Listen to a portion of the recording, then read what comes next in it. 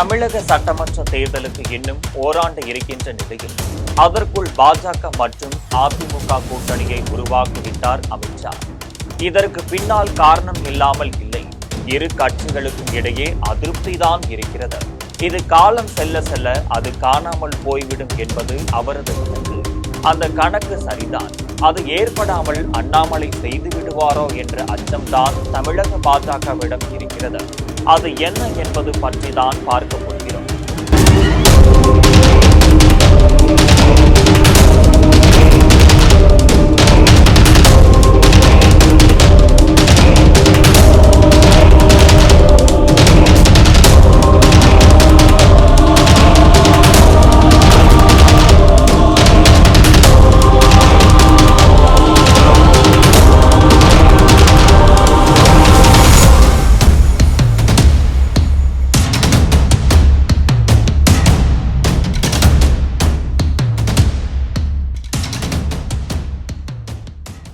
தமிழகத்தில் சமீபத்தில் நடந்த பாஜக மையக்குழு கூட்டம் புறக்கணிப்பு, தன்னிச்சையாக ஆர்ப்பாட்டம், கூட்டணி குறித்து அதிருப்தி பேட்டி என தமிழக பாஜகவில் அண்ணாமலை தனி ரூட்டில் ஆடி வருகிறார்.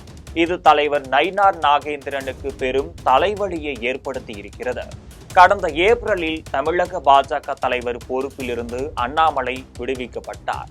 அவருக்கு பதிலாக புதிதாக நயினார் நாகேந்திரன் தலைவராக பொறுப்பேற்றார்.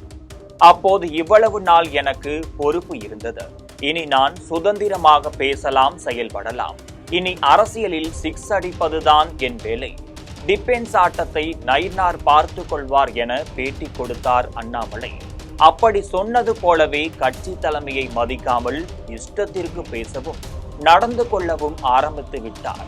அதுவும் முழுக்க முழுக்க கட்சிக்கு பாதகமாக இருப்பதால் தமிழக பாஜகவினர் மத்தியில் கொந்தளித்து போயிருக்கின்றனர்.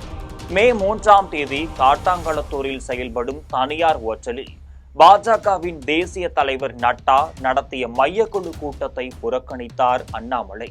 அதோடு பெஹல்காம் தீவிரவாத தாக்குதலை கண்டித்து தமிழக பாஜக நடத்திய ஆர்ப்பாட்டத்திலும் கலந்து கொள்ளவில்லை.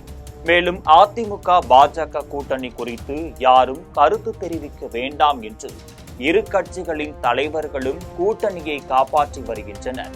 இந்த சூழலில் அண்ணாமலை கூட்டணி குறித்து தனது தனிப்பட்ட கருத்தை சொல்லி அதிர்ச்சியையும் கொடுத்திருக்கிறார்.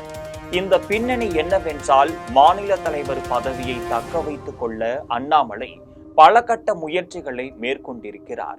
அதில் ஒன்று கூட கை கொடுக்கவில்லை. இதையடுத்து தனக்கு மத்திய இணையமைச்சர் பதவி கிடைக்கும் என எதிர்பார்த்து கொண்டிருந்த நிலையில் அதற்கு ஆந்திராவில் காலியாக இருக்கும் மாநிலங்களவை எம்பி சீட்டையும் பயன்படுத்த திட்டமிட்டிருந்தார். அதற்கு சந்திரபாபு நாயுடுவின் மகனும் அமைச்சருமான நாரா லோகேஷ் மூலமாகவும் காய் நகர்த்த வந்தார் அண்ணாமலை. ஆனால் அந்த இடத்தை பவன் கல்யாணின் அண்ணனும் பிரபல நடிகருமான சிரஞ்சீவி அல்லது முன்னாள் முதல்வர் நல்லாரி கிரண்குமார் ரெட்டி ஆகியோரால் ஒருவருக்கு கொடுக்க ஆலோசித்து வருகின்றது அகில இந்திய தலைமை. அதனால் அப்செட்டில் உச்சத்திற்கே சென்றுவிட்டார் அண்ணாமலை. அதனால்தான் மையக்குழு கூட்டத்திலும் பெஹல்காம் தீவிரவாத தாக்குதலிற்கான கண்டன ஆர்ப்பாட்டத்திலும் அவர் பங்கேற்கவில்லை.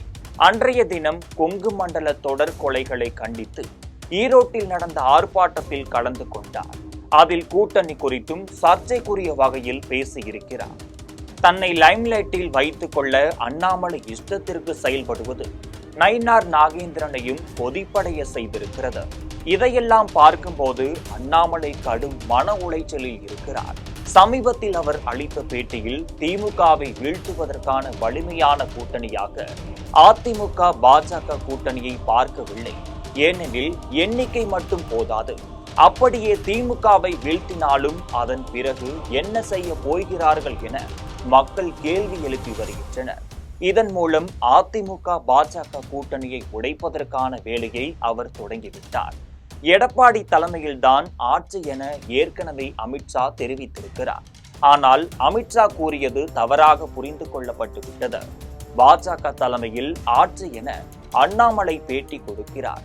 அதாவது இந்த கூட்டணி இருக்கக்கூடாது என்பதில் அவர் தெளிவாக இருக்கிறார்.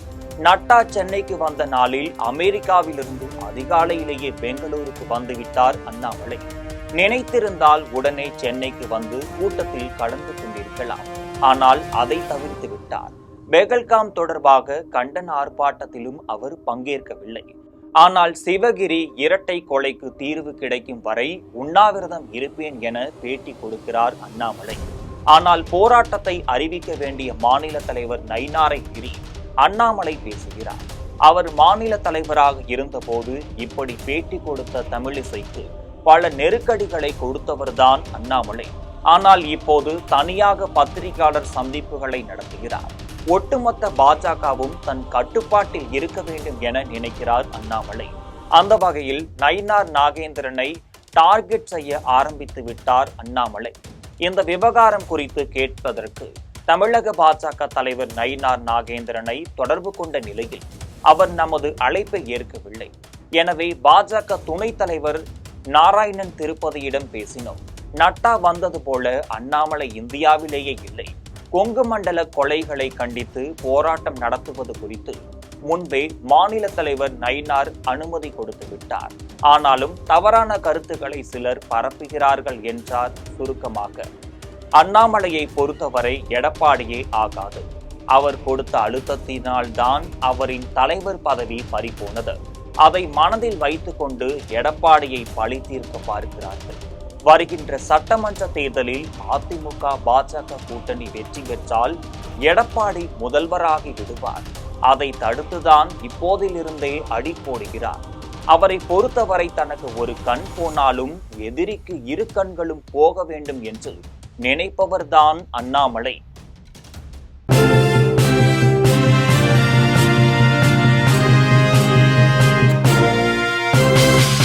உடனுக்குடன் அப்டேட் தெரிந்து கொள்ள ஜெம் டிவி தமிழ் ஆப்பை இன்ஸ்டால் செய்யவும்.